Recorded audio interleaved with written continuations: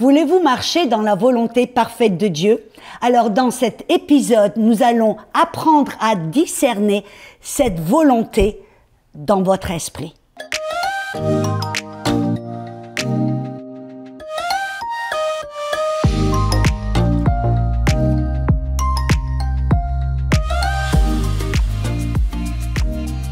Et bonjour pour cette merveilleuse journée autour de la parole. Je suis Audrey Mac du ministère Gotel et aujourd'hui dans la zone Rapha où nous parlons de la guérison dans tous ces domaines car Dieu vous veut en bonne santé, il vous veut béni, il veut que vous marchiez dans sa plénitude. Alors, dans cet épisode de la zone Rapha, nous allons continuer à parler du Saint-Esprit car il est appelé en nous et à nos côtés pour nous aider à marcher vers la victoire que Jésus, lui, a obtenue sur la croix pour vous et pour moi. Amen. Et on a vu le Saint-Esprit est là pour nous guider et il va toucher notre esprit. Pas forcément notre intellect ou nos 5 sens, mais il va toucher ou aller bouger au travers de notre esprit pour nous guider ou nous avertir. Nous avons vu que le Saint-Esprit agit comme un témoin intérieur et il utilise la paix de Dieu qui est un des fruits de l'esprit ou un manque de paix. Ça veut dire que si tout d'un coup vous ressentez un malaise intérieur, qu'il y a un manque de paix, ça veut dire que le Saint-Esprit est en train de mettre le feu rouge. Il est en train de vous dire arrêtez-vous. On a vu que l'apôtre Paul, alors qu'il connaissait la volonté de Dieu, il était appelé à prêcher aux païens. Amen. Et il allait vers une direction. Amen. Et tout d'un coup, la Bible dit que le Saint-Esprit ne lui a pas permis d'y aller. Comment est-ce que cela s'est fait? Vous vous rendez compte, il lui a pas dit que le Saint-Esprit lui a parlé, mais il ne lui a pas permis. Pourquoi et comment? Car tout d'un coup, la paix, il a ressenti un malaise intérieur dans son esprit, la paix était partie. Et alors là, Paul, il s'est arrêté, il disait, ok, si je ne vais pas aller à Bithynie, je vais aller à Mysie. Et il va vers une autre direction. Et là, la Bible dit que le Saint-Esprit le lui a interdit. Une fois de plus, comment l'a-t-il fait? Comme un arbitre, amen, qui siffle, qui va souffler dans le sifflet, amen. Le Saint-Esprit a enlevé cette paix qui dépasse tout raisonnement. Il a ressenti un malaise et ça, c'était un avertissement. C'était arrête-toi, tu es au feu rouge et pose la question. Et là, Paul a sûrement demandé au Seigneur, qu'est-ce que je dois faire si je dois pas aller en Bithynie ou en Mysie? Où est-ce que je dois aller? Là, il a eu un rêve. Amen. Et c'est là où tout d'un coup, Paul, il est allé dans la ville de Philippe. Il est allé là et il a prêché. Amen. Il y a eu un réveil majeur. Bref, là où Paul est allé, il est allé dans la volonté parfaite de Dieu. On a donc parlé que le Saint-Esprit va souvent agir comme des feux de circulation, de signalisation pour nous arrêter, nous avertir, nous montrer que nous sommes en train de prendre un mauvais chemin ou de faire quelque chose qui n'est pas dans la volonté de Dieu, peut-être même une infraction. Alors, et laissez-vous guider. Mais là, je voudrais aller un petit peu plus de l'avant parce que certaines personnes ont tellement peur de faire une erreur, de faire un mauvais pas, ont tellement peur de prendre un mauvais tournant qu'ils souffrent de ce que j'appelle le syndrome de la paralysie. Ils restent là figés et ils prient et ils jeûnent pendant je ne sais pas combien de jours avant de pouvoir faire quoi que ce soit. Et Dieu ne veut pas que vous soyez figés ou dans la peur. Vous voyez, être dans la peur, dans l'appréhension, dans même la peur de faire une erreur, ce n'est pas le royaume de Dieu. Vous voyez, comme si vous interrogez toute personne qui est millionnaire, qui est dans la réussite, qui a vraiment eu du succès dans sa vie, ils vous diront toujours qu'ils ont fait pas mal d'erreurs. Vous voyez, faire des erreurs, ça fait partie du processus de croissance.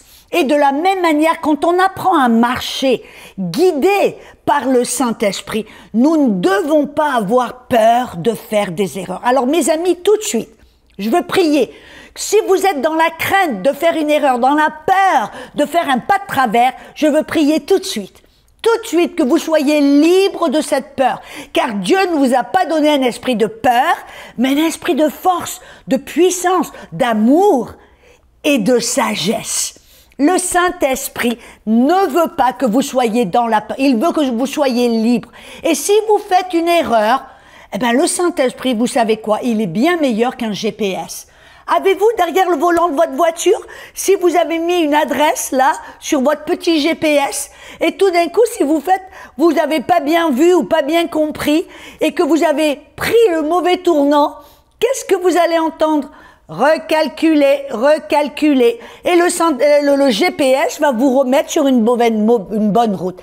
De la même manière, le Saint-Esprit va et veut vous aider si vous faites un pas de travers. Parce que voyez, il est bien plus grand que ça. Ce qui est important, mes amis, c'est notre cœur. Notre disposition, la disposition de notre cœur. Si votre cœur, vous ne voulez pas faire d'erreur, Dieu le sait. Il sait que vous lui faites confiance. Et vous devez être libre de cette peur de faire une erreur. Ce qui est compliqué et ce qui n'est pas bon, c'est quand dans votre cœur, il y a cette malice, il y a cet désir de faire du n'importe quoi. Alors là, c'est un problème. Et Dieu regarde toujours la motivation de votre cœur. Alors si votre cœur, vous voulez faire la volonté de Dieu, ça j'en suis sûre, amen. La Bible nous dit dans Romains 7, 22 que l'homme intérieur prend plaisir à la loi de Dieu ou la volonté de Dieu. Amen. Alors, quand vous êtes libre, tout d'un coup vous dites, OK, je n'ai pas à avoir peur de faire une erreur, car le Saint-Esprit est bien meilleur qu'un GPS. Si je fais un petit pas avec une bonne volonté, en croyant faire la bonne chose, mais j'ai pris un mauvais tournant, il va me recalculer et remettre sur la bonne voie. C'est le Saint-Esprit. Et le problème, c'est que des fois, moi je me rappelle, j'ai un homme de Dieu qui était comme j'ai grandi sous ses enseignements. Et je me rappelle, il disait toujours que Jésus lui était apparu et lui avait dit qu'il était bien mieux d'aller plus lentement que trop vite.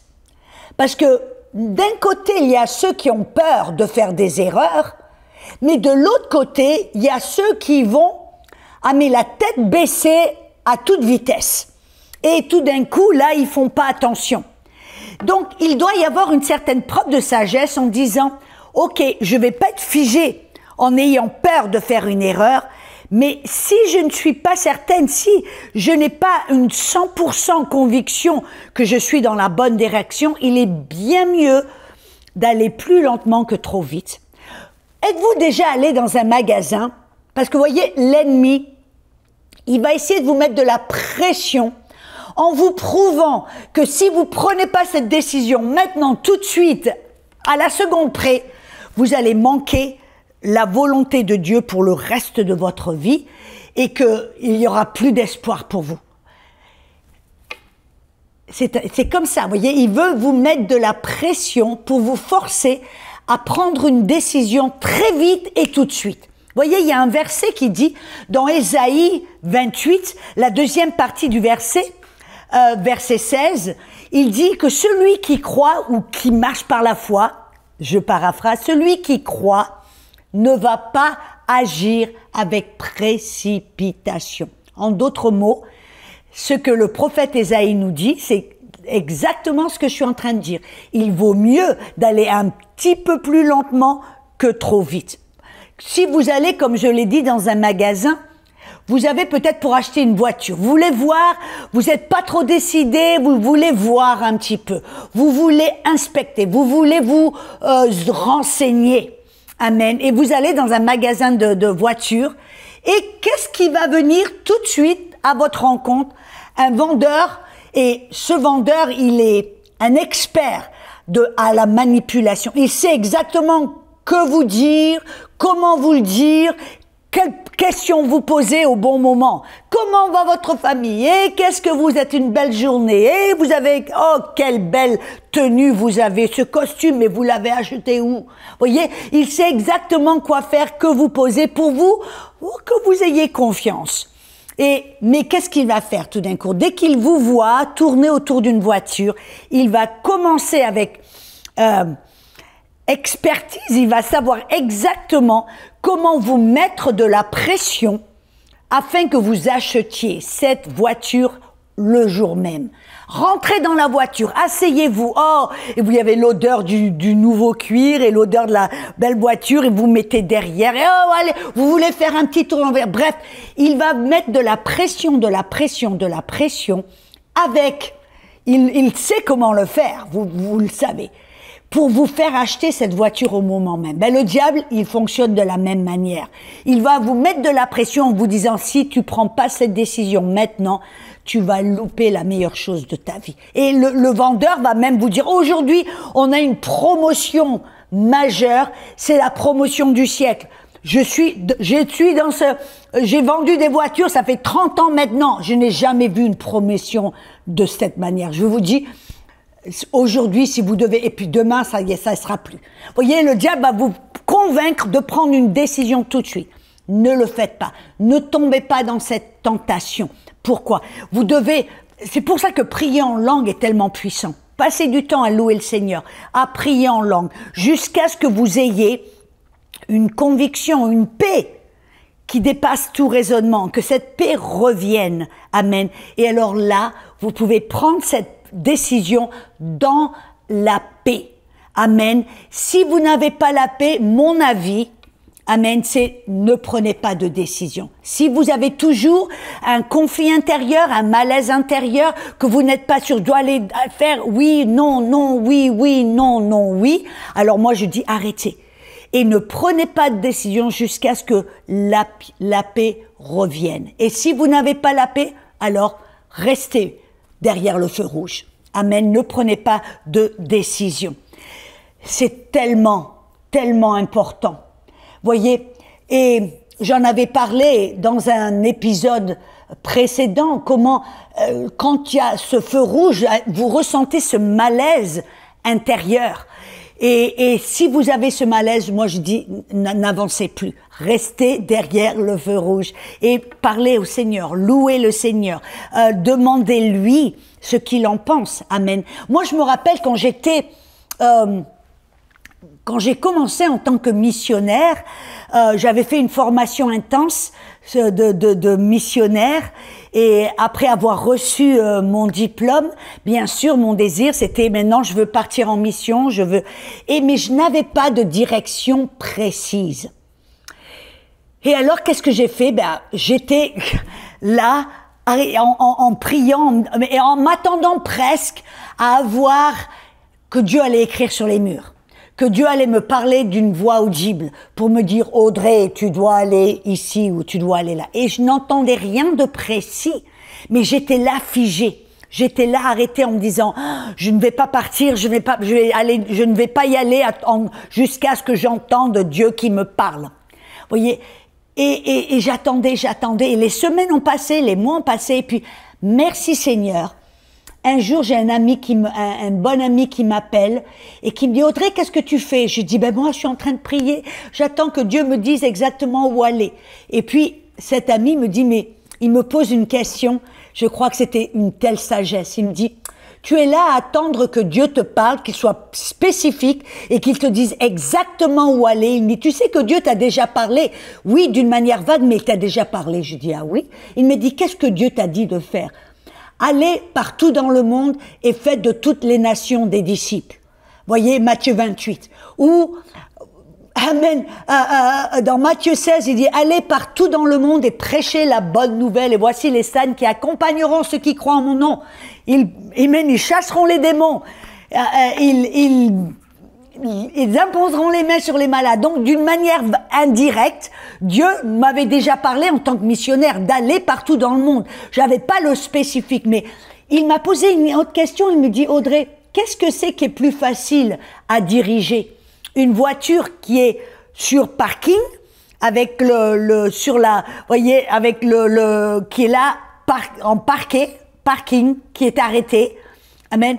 Ou une voiture qui avance, mais tout doucement. Et là, bien sûr, je connaissais la réponse. C'est une voiture qui va tout doucement, ben tout d'un coup on peut la diriger à droite ou la diriger à gauche. Mais une voiture qui est sur le parking avec le pied sur le frein, c'est difficile de la bouger, de la pousser ou faire quoi que ce soit. Et là tout d'un coup j'ai compris ce qu'il essayait de me dire. Je suis sûre qu'il était guidé par le Saint-Esprit. Et puis il m'a dit, mais Audrey, tu sais qu'en tant que missionnaire, tu as déjà un appel. Tu te rappelles comme l'apôtre Paul, il savait qu'il était appelé à prêcher aux païens, il a commencé à avancer. Alors là, le Saint-Esprit l'a arrêté, il lui a interdit, il ne lui a pas permis. Mais il avançait. Il était là, pas figé dans la ville de Damas, à attendre que Dieu il y ait une lumière et une parole audible. Non, il a commencé à avancer et il s'est laissé diriger par le Saint-Esprit. Et c'est ce que j'ai commencé à faire. Alors, qu'est-ce que j'ai fait? Je savais que j'étais appelée à la mission. Et donc, j'ai contacté le département de mission de mon église et je leur ai demandé, j'ai dit, où est-ce qu'il y a le plus grand besoin? Je veux partir en mission, je suis appelée à aller en mission, je ne sais pas trop précisément où aller. Je n'ai pas reçu une parole directe de Dieu. Alors, où puis-je aller? Et puis, ils m'ont dit immédiatement, on vient d'ouvrir une œuvre en Albanie. Le pays d'Albanie venait juste de s'ouvrir, car il était sous dictature pendant 50 ou 60 ans, et le dictateur venait juste de mourir. Alors là, tout d'un coup, le pays avait une petite ouverture.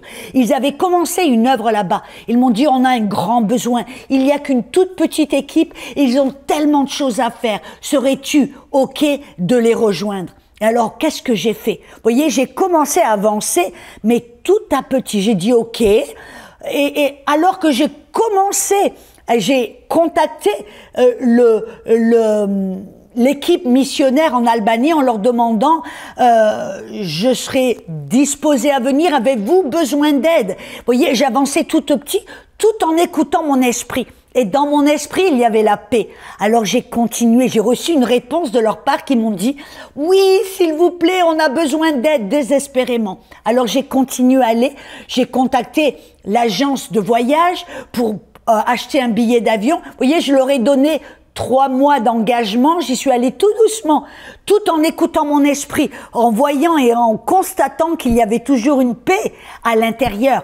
J'ai continué à avancer, je suis arrivée en Albanie avec un engagement de 3 mois. J'y suis restée, je crois, presque 10 mois, 9 ou 10 mois. Amen. Et de là, qu'est-ce qui s'est passé? J'ai reçu une invitation pour aller en Inde. Et de là, je suis allée en Inde. Et de là, à l'Inde, vous voyez, ça a commencé en tant que missionnaire, parce que j'avais reçu cet appel qui dit aller partout dans le monde. J'ai commencé parce que je n'avais pas reçu une parole directe et précise. Et voyez, des fois, c'est OK. Des fois, au début, Dieu nous donne, quand il nous appelle à faire quelque chose, des fois, la vision est large, la vision est étendue, elle est même vague. Mais c'est OK, on peut commencer à rentrer dans cette vision tout en écoutant, en regardant dans notre esprit, en constatant et en continuant à aller s'il y a la paix, en écoutant notre esprit. Et dès que vous avez un signal, un malaise, vous vous arrêtez. Comme Paul, peut-être vous devez aller à droite ou vous devez aller à gauche. Amen.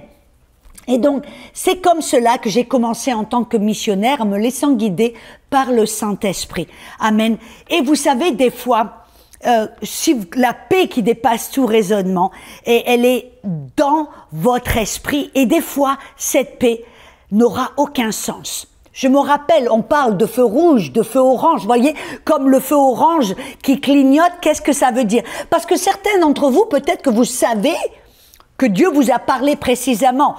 Peut-être qu'il vous a dit, je veux que tu ailles, que tu commences en tant que pasteur. Vous voyez, la tentation, si on reçoit un appel ou que Dieu vous dit de commencer un business ou que Dieu vous dit d'aller quelque part, de faire quelque chose, la tentation, souvent, c'est d'y aller demain. On y va tout de suite. On a entendu une parole, on y va, comme un taureau qui voit le drapeau rouge. On fonce.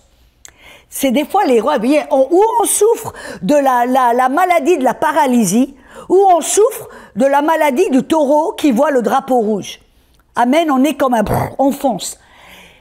Et souvent, on voit, par exemple, que tout d'un coup, vous connaissez, vous avez reçu une parole. Je veux que tu commences que tu sois pasteur, commence, et on veut y aller maintenant tout de suite, et vous dites, ok, je vais arrêter tout, je vais démissionner, je vais bouger, et tout d'un coup, vous ressentez un malaise. Qu'est-ce que c'est? Serait-il possible que c'est comme, je dis, le feu de signalisation orange ou jaune qui clignote? Qu'est-ce que ça veut dire? Ça veut dire, ralentissez, regardez sur la droite et sur la gauche, et si le champ est libre, alors vous y allez. Mais si tout d'un coup, il y a un danger quelconque, ou il y a une voiture qui est sur la droite ou la gauche, alors vous devez vous arrêter. C'est de ça que je parle. Si tout d'un coup, vous entendez une parole de Dieu, vous connaissez la volonté de Dieu, je veux que tu commences une église, la tentation, c'est d'y aller. Et tout d'un coup, vous ressentez un malaise. On a un exemple, vous savez, Moïse. Moïse a tout d'un coup pris conscience de l'appel de Dieu de délivrer Israël. Et vous savez qu'est-ce qu'il a fait? Il a eu le syndrome du taureau qui voit le drapeau rouge. Il y a foncé à toute vitesse. Et nous savons qu'est-ce qui s'est passé. Tout d'un coup, il a tué un homme. Après, il y a quelqu'un qui a dit, ouais, tu vas me tuer aussi comme tu as tué l'Égyptien hier. Et tout d'un coup, qu'est-ce qu'il a dû? Il a dû fuir. Et il a atterri dans le désert pendant 40 ans. Et Dieu, qui est meilleur qu'un GPS, l'a recalculé. Quand Moïse a appris à suivre, à écouter Dieu et à suivre la direction divine, alors Dieu dit, maintenant tu es prêt, Moïse. Malheureusement pour lui, ça a pris un sacré bout de temps. Amen. Il y avait le timing, vous voyez, il y avait le timing de Dieu, le timing des divins. Et si peut-être Dieu vous a parlé, vous connaissez la volonté de Dieu, c'est indéniable, vous le savez que Dieu vous a appelé à faire quelque chose de précis. Peut-être, si vous ressentez un malaise, c'est parce que le timing n'est pas bon. Il y a un timing. Qu'est-ce que ça veut dire? Vous devez ralentir. Mettez le pied sur le frein, ralentissez. Regardez sur la droite, sur la gauche. Posez des questions. Dites pourquoi je ressens ce malaise. Et peut-être que Dieu va vous dire, tu vas trop vite. Ralentis un peu. Oui, c'est ma volonté. Mais ce n'est pas pour aujourd'hui. Ce n'est pas pour demain. Il y a un timing précis. Pourquoi?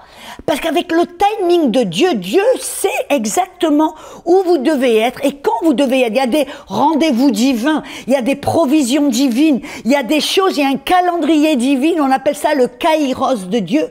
C'est le rendez-vous, le timing de Dieu divin qui peut-être est nécessaire et primordial pour que vous puissiez accomplir le plan de Dieu pour votre vie. Et donc vous devez respecter le timing de Dieu. Et si vous ressentez un malaise alors que vous connaissez que Dieu vous a appelé, vous connaissez, vous avez entendu Dieu vous parler, ralentissez. Ce serait vraiment, vraiment important. Et si tout d'un coup, vous ressentez une paix, ça veut dire, tu peux y aller, vas-y, et le champ est libre, vas-y. Amen. Et vous savez, comme je voulais dire avant, quand vous êtes au feu vert, qu'il y a le laisser-aller, la liberté, Dieu vous dit, c'est bon, vas-y. Des fois, votre tête va vous jouer des tours. Qu'est-ce que je veux dire par là? Je veux dire que des fois, quand la volonté de Dieu parfaite ou le feu vert que vous ressentez avec cette paix divine dans votre esprit ne va peut-être pas être en accord avec vos pensées, avec ce que vous savez, ce que vous pensez ou ce que votre intellect essaie de vous dire. Je me rappelle, je vais vous donner une illustration. Vous vous rappelez, j'ai parlé quand j'étais fiancée et que j'ai tout d'un coup un malaise pendant des mois où je savais que ce n'était pas la volonté de Dieu. Il y a quelque chose, un malaise. Ma tête me disait oui, c'est la volonté de Dieu, oui, c'est parfait, oui, oui, oui. Mais il y avait à l'intérieur de mon esprit un malaise. Amen. Mais quand vous savez, plus tard, j'ai passé un temps vraiment à prier en autre langue, à chercher la volonté de Dieu, vraiment pour le ministère. Après avoir rompu les fiançailles, et je me rappelle, j'avais reçu une parole, la parole Floride. Et donc, qu'est-ce que j'ai fait? Je dis Floride, je dis, je vais acheter un billet d'avion pour aller en Floride, Seigneur. Et j'ai eu le hockey, la liberté dans mon esprit, la paix intérieure. J'ai atterri en Floride, je suis allée visiter une amie à moi. Et tout d'un coup, quelques jours plus tard, j'étais invitée pour prêcher pour un groupe de jeunes dans une ville à quelques heures de là. On a pris la voiture, on est allé là-bas, j'ai fait le ministère et à ce même jour-là, j'ai appris qu'il y avait une amie à moi que je n'avais pas vue depuis des années, qui était dans cette même ville et pour célébrer la fête de ses jumeaux. Et alors, j'ai dit, je vais aller la voir et la surprendre. Savez-vous que ce jour-là, je suis rentrée dans la maison de sa mère pour lui faire un petit coucou et là, il y avait un homme que j'ai rencontré qui était là. Bref, vous connaissez peut-être la réponse, c'était mon mari. Voyez, et là, du côté... dans l'esprit, j'avais une paix. Bien sûr, il m'a poursuivi pendant des mois comme un chien va après un os. Parce que dans ma tête, je me dis non, non, non, je veux pas faire l'erreur. Je vais pas faire l'erreur que j'ai fait au début. Vous voyez, j'ai resté éloignée de cet homme. Je voulais rien avoir à faire avec lui parce que j'avais peur de faire cette même erreur. Mais il y avait une paix, donc on est devenus amis. Mais ma tête, alors il y avait une bataille à l'intérieur. Parce que vous voyez, cet homme était homme d'affaires et moi missionnaire. Et je disais toujours, mais Seigneur, comment est-ce qu'un oiseau va se marier avec un poisson? Ils peuvent pas cohabiter ensemble. Pour moi, c'était alors quelque chose de contradictoire. Il y avait un conflit énorme. Mais à l'intérieur, il y avait une paix intérieure. Et voyez, il y avait cette bataille entre mon intellect, mes pensées et mon esprit. Dans mon esprit, il y avait la paix. Dans mes pensées, il y avait un conflit. Et j'ai dû faire confiance à mon esprit. Voilà, nous venons de fêter nos 25 ans de mariage. Moi, j'ai la grâce pour partir en tant que missionnaire. Mon mari a la grâce pour me laisser partir et voyager partout dans le monde. Il y a une grâce entre tous les deux et nous avons un bon mariage. Donc, voyez, je veux vraiment vous encourager. Je veux vous encourager à faire confiance à votre esprit. Dans votre esprit, le Saint-Esprit va rendre témoignage avec cette paix intérieure. S'il y a un manque de paix, un malaise intérieur, arrêtez-vous, posez une question au Saint-Esprit. S'il y a une paix qui dépasse tout raisonnement, faites confiance au Saint-Esprit. Peut-être vous hésitez. Allez-y tout doucement. Vous n'avez pas besoin de foncer à 100 km à l'heure. Vous pouvez y aller tout doucement, tout en écoutant votre esprit. Rappelez-vous ce que j'ai dit au commencement. Il vaut mieux aller plus lentement que trop vite. Amen. Ne souffrez pas du syndrome de la paralysée. Peut-être, allez-y tout doucement, tout en regardant dans votre esprit s'il y a la paix ou s'il y a un feu rouge ou un feu vert. Amen. Ou peut-être un feu orange. Donc j'espère que cela vraiment vous aide. Et je veux vraiment prier pour vous. Pour certains d'entre vous, vous avez des décisions à prendre, vous avez vous n'avez pas entendu la parole définitive de Dieu. Je veux vous encourager. Si vous connaissez la volonté, peut-être une volonté vague, comme moi j'avais une volonté, j'étais appelée tant que missionnaire, commencez à y aller. Prenez des décisions tout doucement, tout en écoutant votre esprit, en suivant la paix de Dieu, en vous laissant guider avec la joie et la paix, selon ce que l'on a vu dans Ésaïe. Amen. Et écoutez le Saint-Esprit. Suivez cette paix intérieure. Parlez au Saint-Esprit. Posez-lui des questions. Amen. N'hésitez pas à lui parler, à l'écouter. C'est pour cela que de passer du temps tous les jours dans la louange, en priant notre langue, en intimité avec Dieu, en lui parlant, en l'écoutant, en communion. C'est la voie sûre, amen, de pouvoir marcher dans la volonté parfaite de Dieu. On se retrouve bientôt et on va découvrir un petit peu plus comment se laisser guider par le Saint-Esprit.